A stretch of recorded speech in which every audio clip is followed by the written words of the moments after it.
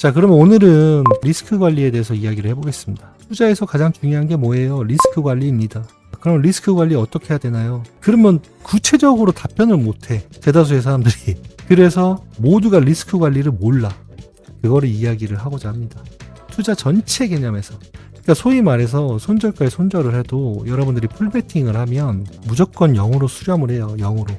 또는 뭐 일정 금액이 되면 출금을 하겠다. 물론 이런 것도 리스크 관리의 한 종류가 될 수가 있는데 모두가 해보셨잖아요. 잘 안 되잖아요. 그렇죠?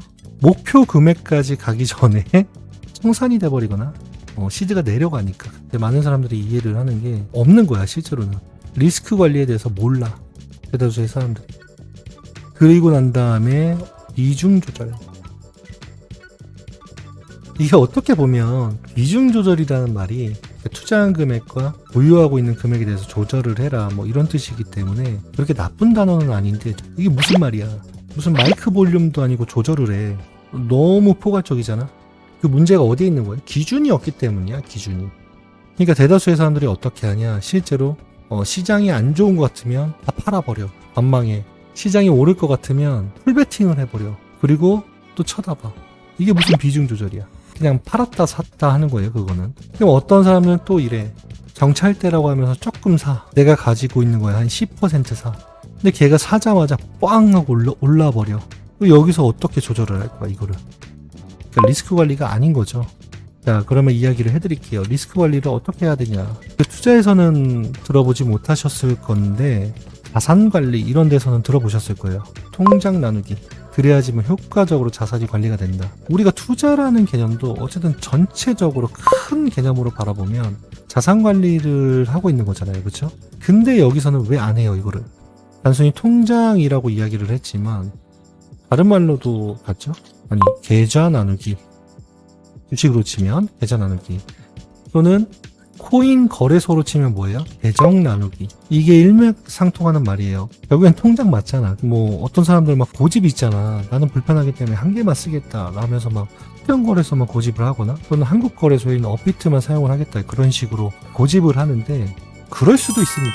그럴 수도 있어. 근데 다시 말하면 리스크 관리를 하기 위해서는 이 계정 나누기를 해야 된다는 이야기예요. 그럼 계정을 도대체 몇 개나 만들어야 되냐? 계좌를 몇 개나 만들어야 되냐? 또는 통장을 몇 개나 만들어야 되냐? 그 이야기를 하자면 투자 영역에 따라서 만들면 된다. 선물 거래를 하기 위해서 해외 거래소를 판다. 또는 나는 현물 거래만 하기 위해서 업비트만 이용한다. 이렇게 단순하게 접근하지 말고 내가 투자 영역에 따라서 계정을 만든다, 계좌를 만든다 라고 보시면 될 것 같아요. 저번 시간에 영역이란 무엇이냐, 코인 시장에서도 투자 영역을 나눠야만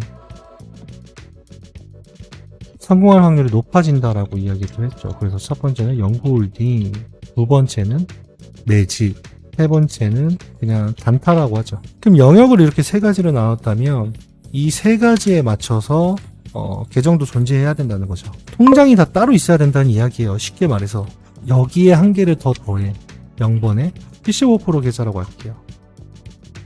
이렇게 되면 총 4개의 계정이 필요한 거예요. 실제로 투자로 진행을 하는 3개 영역은 거래소 계정으로 만드셔도 되고, 하나는 실제 은행 계좌에 넣으셔도 상관은 없어요. 그냥 본인이 편한 대로 하시면 됩니다. 안전한 곳에 넣으시면 된다는 이야기예요. 그런 다음에 거기서 이제 자산 분배를 하시는 거예요. 여러분들이 가지고 있는 전체 시드에서 25%만 투자를 해나가시면 됩니다 라고 말씀드렸죠.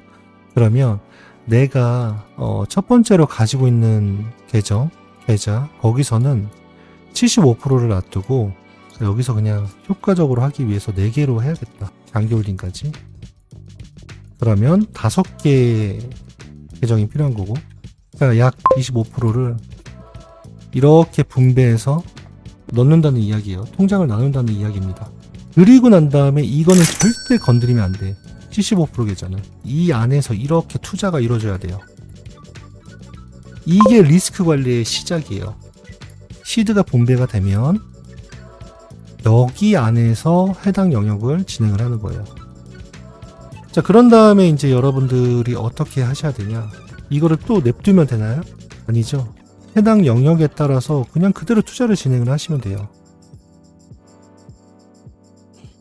여기 원래 75% 계좌가 있고, 어떤 특정 영역에서는 단기간 내에 수익이 안 날 거잖아. 그리고 또 단기간 내에 그런 투자 수익이 나는 영역이 있고, 그럼 여기 안에서 또 목표를 설정을 해야 돼요. 목표.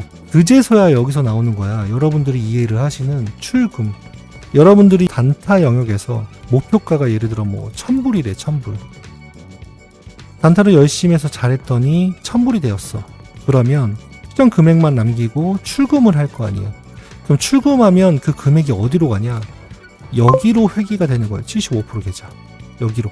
그렇게 해서 여기서 또 시드가 많아지면 또 이거를 100%라는 가정하에 다시 25%를 시드를 할당을 해.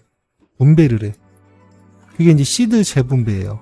그럼 여기서도 투자금이 또 늘어나겠죠. 이러면서 이게 계속 회전이 돼야 되는 거예요. 계속. 영역별로 나눴지만 그럴 때가 있어. 시장이 안 좋아서 매집 영역에서는 되게 안 좋아. 계속 마이너스만 나는 상황이야. 잘못했다가는 시드가 마르게 생겼어. 이런 상황들. 또는 장기홀딩 영역에서 우리가 포지션을 잡았는데 청산이 됐어. 그래서 똑같은 베팅을 해야지만 되는 순간이야. 그런 거를 채워줄 수 있다는 거예요. 이런 시드 재분배를 통해서. 반대로 꼭 이게 단타에서만 이런 게 아니에요. 갑자기 시장이 좋아져서 매집이라든지 장기 홀딩 영역에서 수익이 빵 하고 날 수도 있어요. 익절 그 목표에 왔어. 그럼 얘도 똑같이 기간만 다를 뿐이지 다시 75% 계좌에 회귀를 했다가 다시 시드가 분배됩니다. 계정별로. 그 다음에 다른 투자 영역에 대해서 쉽게 말해서 물을 제공을 해주는 거야. 물을. 마르지 않도록. 전체 계좌가 커져가는 거예요. 이런 식으로. 근데 결국에는 이거를 하려면 통장 나누기를 해야 된다. 코인에서는 계정 나누기를 해야 된다라는 이야기예요. 그 왜 우리가 해외 거래소도 여러분들이 보면 아시잖아요. 매집하기에 적당한 거래소가 존재하고 단타하기에 편한 거래소가 존재하고 장기 홀딩으로 가져갈 그런 포지션 걸기에 좋은 거래소들이 있어. 그곳을 이용을 하시면 됩니다. 이게 진짜 리스크 관리예요. 이게 잘 됐을 때 얘기잖아. 모든 영역에서 마이너스가 난다. 그럼 어떻게 해요? 그래도 상관이 없죠? 봐봐요. 아무것도 안 하는 75% 계좌가 있고, 두 번째 어떤 영역, 세 번째 어떤 영역, 이렇게 쫙쫙 있어. 근데 투자를 했더니 다 마이너스 나는 상황이야. 그 와중에 장기 홀딩 영역에서 청산이 됐습니다. 한 번에 청산. 시드를 똑같이 부어줘야 돼. 또 똑같은 베팅을 해야 되니까. 근데 어때요? 이렇게 돼도 상관이 없다. 왜죠? 75% 계정에서 이제 끌어오면 되죠. 임시적으로. 여기서 6% 투자를 했다면 이때 당시 할당했던 6% 정도만 끌어다 주면 되잖아. 이 영역에다가. 그렇게 여러 차례의 기회를 제공해 줍니다. 뭐 때문이죠? 75% 계좌가 따로 있기 때문에. 얘는 안 움직이기 때문에. 언제만 움직여요? 시드 재분배하거나 영역이 전략을 수행할 수 없을 상태가 됐을 때. 굉장히 재미없죠. 오늘 내용. 재미없고 지루하고 따분하고 그렇죠. 근데 여러분들이 갑자기 로또에 당첨이 될 수도 있고, 또는 운이 좋아서 저평가 코인을 샀더니 그게 뭐 300억이 됐어. 예를 들면. 그래도 영원이 될 거예요. 영원. 이 내용을 이해를 못하면. 여러분들이 코인을 안 해도 코인 시장을 떠나서 밖에서 생활을 할 때도 이 내용을 이해를 못하면 영원이 될 거라는 이야기예요. 자산 관리도 이렇게 해야 되고 투자도 이렇게 해야 돼요. 이 단순한 개념에 대해서는 이해를 해야 돼.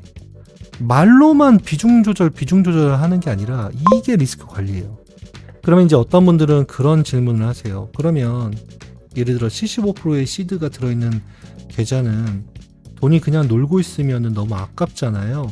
뭐 다른 거라도 해도 되나요? 적금을 들어놓거나 뭐 이파이를 잠깐 해놓거나 그러면 안 되나요? 이런 질문을 하시는데 네, 안 돼요. 절대 안 돼요. 75% 계좌는 절대 건들면 안 돼요. 자, 여러분들이 이것까지 이해를 했을 때 이제 비로소 투자할 준비가 된 거예요. 어떤 사람은 운이 좋아서 100억을 벌었어. 불장을 맞이해서 뭐 1000억을 벌었어. 그랬던 사람이 돈이 반토막이 나고 몇 년 뒤에 보니까 영원이 됐어. 왜 그럴까? 이거 자체도 이해를 못했기 때문에. 그러니까 사람들이 어떤 이야기를 해요? 나 왕년에 잘 나갔는데. 이렇게 되는 거예요. 근데 그거는 아쉬워할 게 아니야, 내가 볼 때. 그냥 이거를 모르면 그렇게 될 수밖에 없어요, 구조가. 그게 우리가 살고 있는 자본주의 사회예요. 몰랐기 때문에 벌어진 일이에요. 몰랐기 때문에 시드가 안 올라가는 거고. 유능한 투자자는 최대한의 리스크 관리로 최소한의 시드로 큰 수익을 불리는 게 유능한 투자자예요. 너무 중요한 내용이에요. 복잡하게 느껴져, 이런 내용들이. 근데 나중 되면은 밥 먹듯이 그냥 해요, 본인이.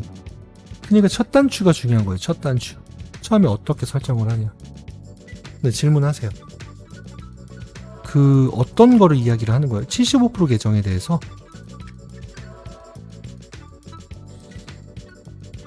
그냥 한 가지 영역으로 둬야 되는 거예요, 걔는.